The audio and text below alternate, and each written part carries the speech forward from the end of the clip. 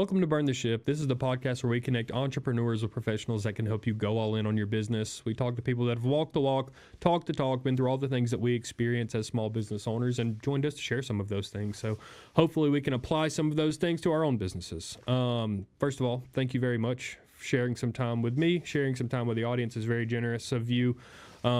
People that join the platform because they want to help is always very, very kind. So I wanted to thank you for that. First of all, why don't you go ahead and introduce yourself and tell us a little bit about what you do? No, I appreciate it, Bailey. My name is Bryan McDonald, a partner at On Purpose Growth, and we're passionate about sales. I've been in sales my whole 25 plus year career, and we're helping experts and who develop some skill or expertise in corporate America, or just an expert because they love something, utilize that skill to serve small and medium-sized business owners. They're really good at the thing that they do. They're technically good, but they have sales is this foreign thing that is out there, and they need to learn to master.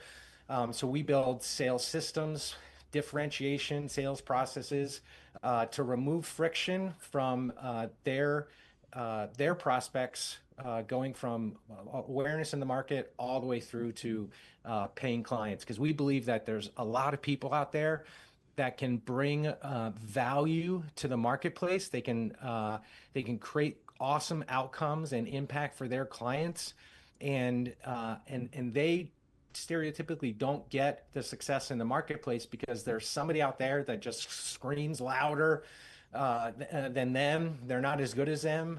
So we want to level the playing field and help them meet or exceed what they're doing in the marketplace. So I'm excited to have the conversation, and I think this will be fun. Yeah, thank you. Tell me a little bit of a story. Tell me kind of how you got here. What is your background and what was kind of the catalyst for starting your business?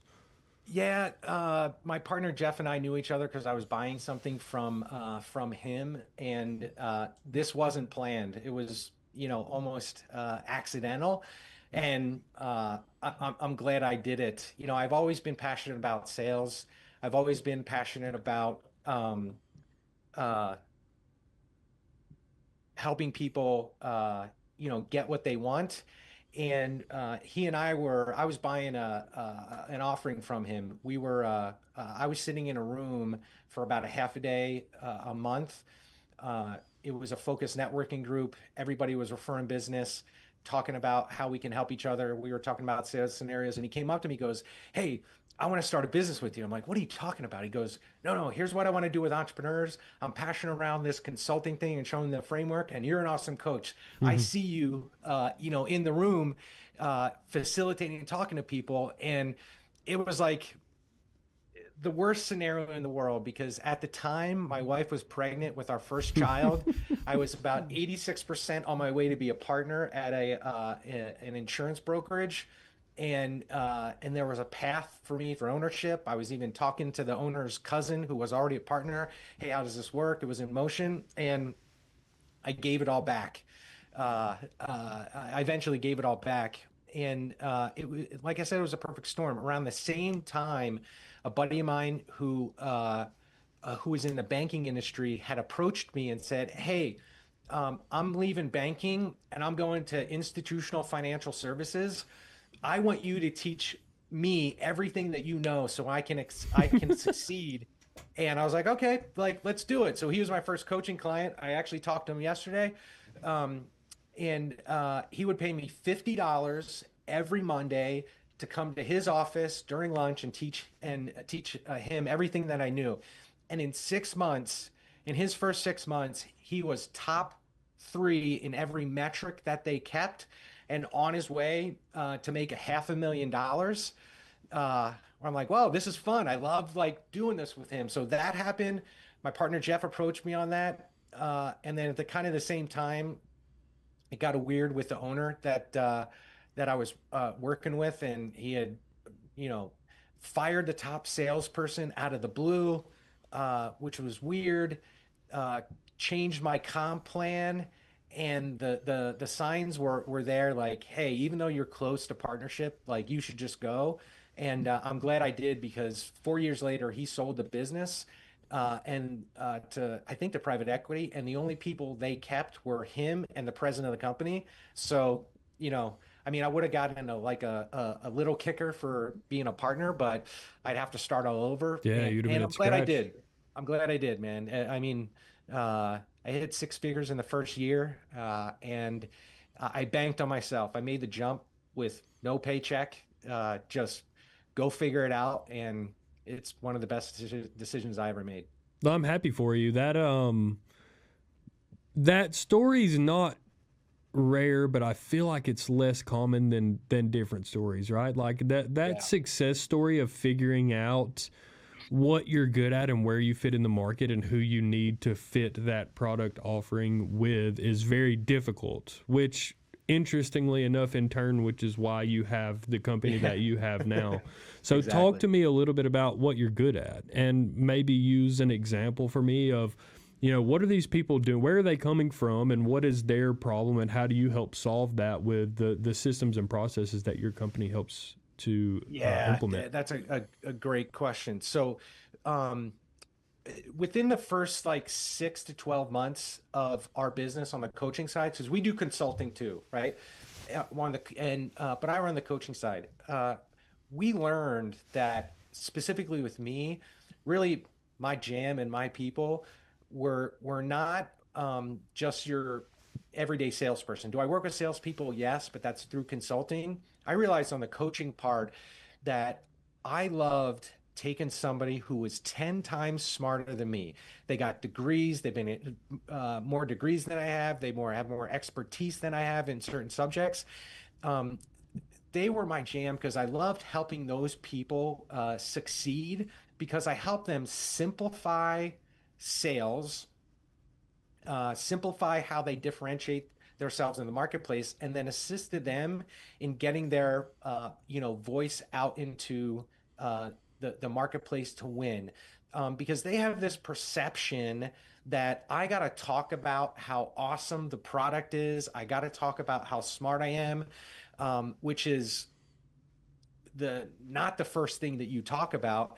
And they also have a perception around sales that you like the way to do it is being a used car salesman, and Right. they don't like it. I'm like, no, no. One of Like it's the dirty like almost. it's dirty. Yeah, Yeah. it's not dirty.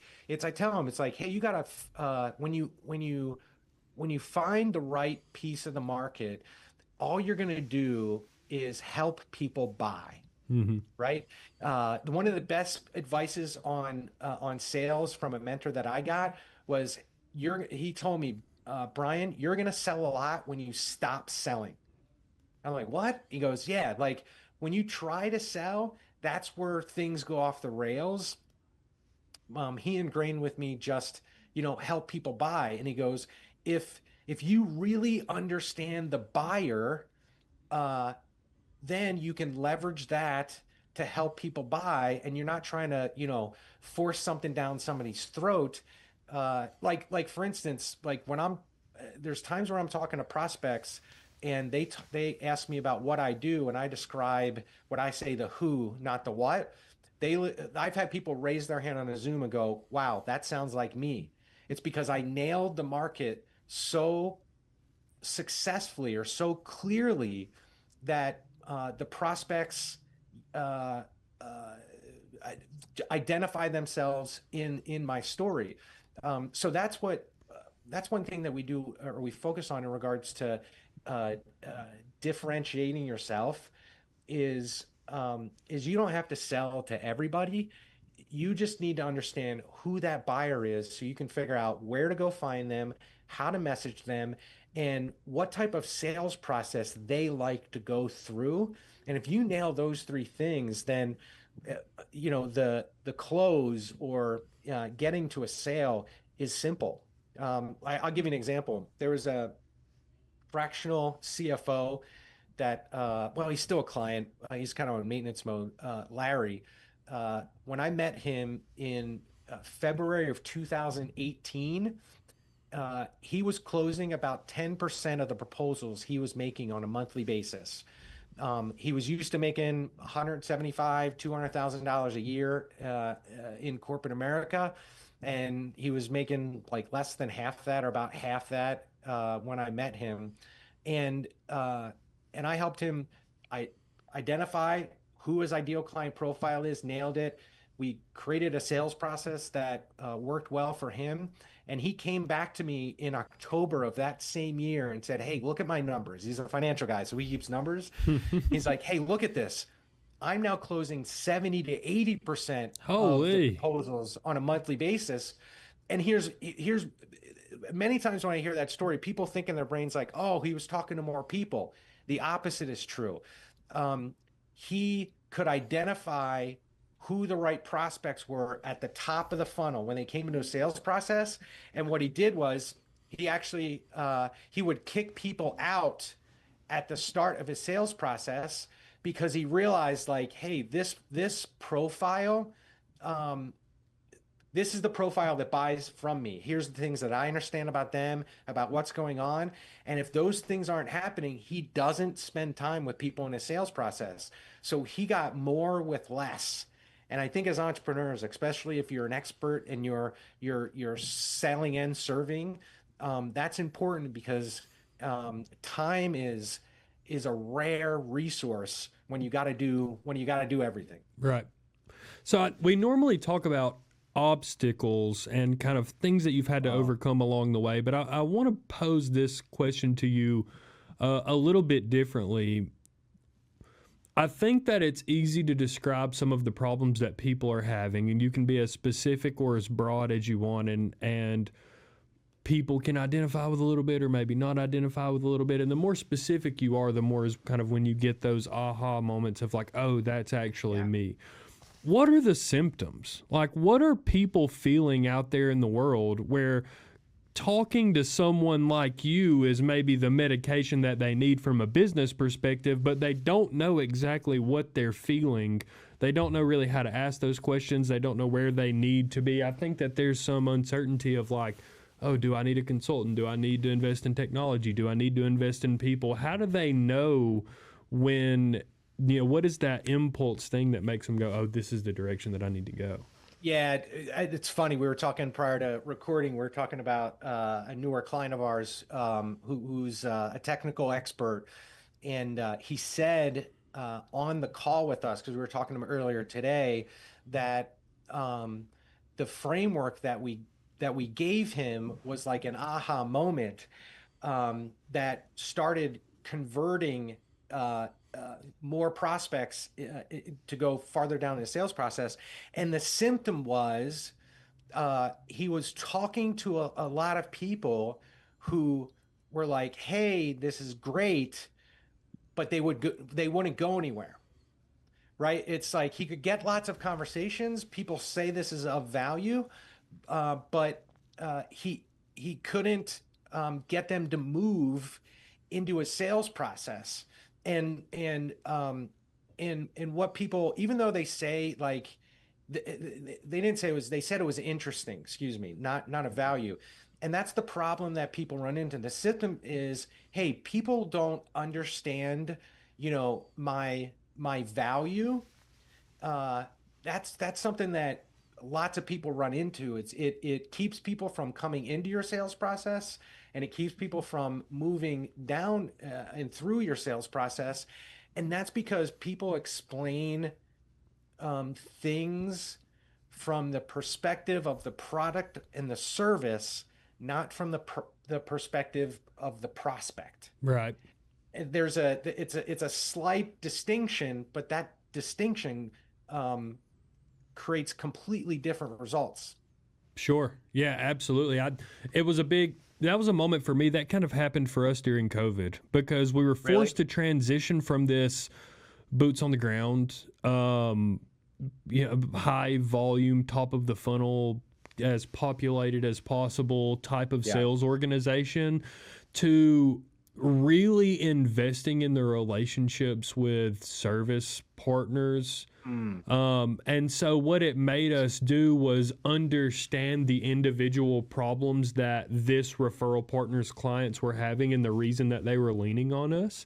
Yeah. And so it was so much more about being able to solve problems and reflect that to the person that was kind of, foregoing this relationship on behalf of their clients, right? It was more so about, hey, I understand what your people are experiencing and we are a good solution to fix that. That was such a shift for me, rather than being like a creating impulse, right? And creating need and necessity and urgency and all of those things. Like, I felt like that we were learning more traditional sales techniques, and we really focused on being builders of relationships and solvers of problems. And I still think that we missed the mark a fair bit of times where we start to talk about our shiny new toy of technology Yeah. and cost savings, and we're not really explaining to people like, hey, your accounting guy down the hall, and every time he walks past you at the end of the day, you're like, that guy's about to quit. Let me help that Yeah. guy. You know what I mean? Like, let me help that guy. There's some really powerful ways that you can learn to describe the way that you can help people. And for us, it kind of happened out of necessity because people were buying a different way, and we didn't have that aha moment until we reflected on the numbers, not even in the moment. You know what I mean? So that's Yeah. definitely happening. Yeah, a mentor of mine who I also participated in this is the same guy that taught me stop selling, has this thing called the referral machine, which he was teaching people, and then I've hopped in and taught it as well. And what he talks about is explaining the change circumstance that is right before people buy, right? And it's what you just described, right? Like, uh, because my feature and benefit come after that, right? Like, so if I talk about the change circumstance first, it brings people in and they're interested, and then I can talk about the features and benefits. I think typically people either reverse the order or just remove the change circumstance. Like, hey, this thing is awesome. You should love this, blah, blah, blah, without understanding what's going on with them first. And understanding what's going on with them first matters so much in this world. Yeah, absolutely. And being able to vet your product. I mean, being able to vet your prospects is so important. You Oh have my to be a good. gosh. I learned, it took me 10 years of my industry to really realize that. Like, I reached out to all of my clients at the beginning of the year, and I was like, look, my business is finally at a place where you're better off calling my customer service people than you are calling me. Like, Exactly. I wanted to be the guy, and I wanted you to need me so bad and want to be a client of mine because I was the guy that took care of you. And then relinquishing just a blast of emails to people that actively processed with me, going, okay, cool, no worries, we got you. And then I wake up January 2, I guess, which is, the whatever, or I guess that's Friday, right? Yeah, so January 2nd. Yeah, So yeah, I it was was like, Friday. Yep. dude, I'm going to have so much time now to invest not in the merchants, but in the people that are the mouthpiece for those merchants, and understanding their circumstance and understanding how we can bring value to those people was a complete change of the game for me. But it takes time. It takes time learning those things. And if I could give people a piece of advice, it's don't learn them at the pace that I learned them. The thing that I think my organization did particularly well when we were growing was explaining to us the things that we could always be doing that generated revenue. And it took us getting used to those things before we learned how to do those things efficiently and effectively, and hunting the right fish instead of any fish. Like, those developments come. And I think that this podcast is really kind of geared toward both of those people, right? Like, if you're trying to learn how to cast your line, or you're trying to learn how to simplify a process and make it more effective for you, I think that there are some things that we have talked about in this episode specifically that are valuable to you. But let me ask you, or go ahead.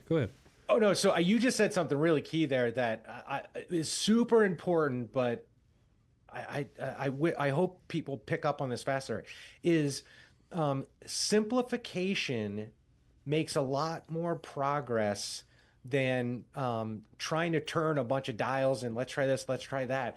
Like, I'm constantly simplify, simplify, simplify, because the more complexity and the more kind of fancy you try to get, the harder it is. Yeah. And so I encourage people, like, and even coming down to differentiating yourself and focusing on a certain market. If you simplify and focus, it's going to get you a lot farther and faster, because you cut out all the noise. Yeah. And the paralysis is what I find in myself. Oh, totally. When there's too many things to analyze, I can analyze with the best of them. Yeah, right, exactly. And I can do it for a really long time, and it brings almost no value a lot of times, maybe a small percentage of it. But where do you go from here? What are your goals? What are you looking to grow into, and how can we help? Our goal is to get this thinking out in the marketplace, whether people, pay us or not, and take that with a grain of salt. Is everybody in our, I'll call it industry, is talking about, hey, the way you get more sales is go do more. And we just find that stereotypically that slows things down. Kind of going with the whole simplifying thing is, we want people to understand that if you get the right market, you have speed to sales.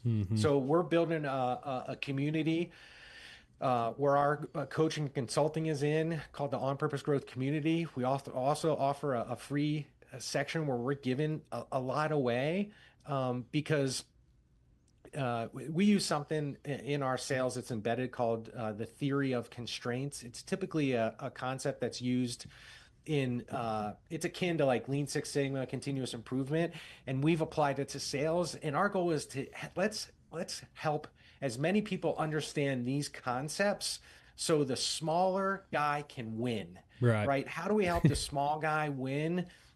Because the big guys are monopolizing things. Yeah, they're screaming as loud as you can possibly scream. Yeah, right. And it doesn't mean that they're better, right? I was just watching a documentary on FTX. FTX was Sam Bankman-Fried, or whatever, the guy that was running the crypto exchange. Oh, yeah, I do know what you're talking about. Yeah. And that's actually what he did. Is FTX scream louder. Yeah. They were putting their name on arenas. They were putting their name on jerseys of basketball teams, of umpires were wearing it. They were doing F1 formula, like Tom Brady was a sponsor. They were just screaming louder, and they sucked. Right? I mean, it was ultimately a scam per se. And we want people with integrity, morals, and a really good offering to be able to get out there. So we're looking to help 500 entrepreneurs this year, and we want to double that for as many years as we can. Whether that they're coming in our free stuff and taking the tools and using it, or they're paying us, like, we don't care, because we want this message to get out there, because we think it empowers people. Yeah, I can agree. It's been a pleasant conversation with you. I've taken some things back that I look forward to digesting, as well as taking back to my team. I've said this a bunch of times on the podcast, so forgive me if you're listening, but I know technology is good, even though I, in 10 years into my career, have no interest in being good at technology. I think that you can probably apply that logic to a lot of different things. And if there's something right now that you don't like doing, I think that there are people out there in the world like Bryan that can kind of help you make it your superpower, or at least make it something that's not so daunting that you just stop.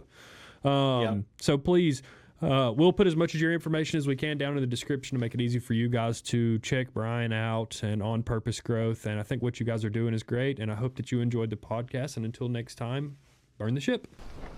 Thanks, man. Appreciate it.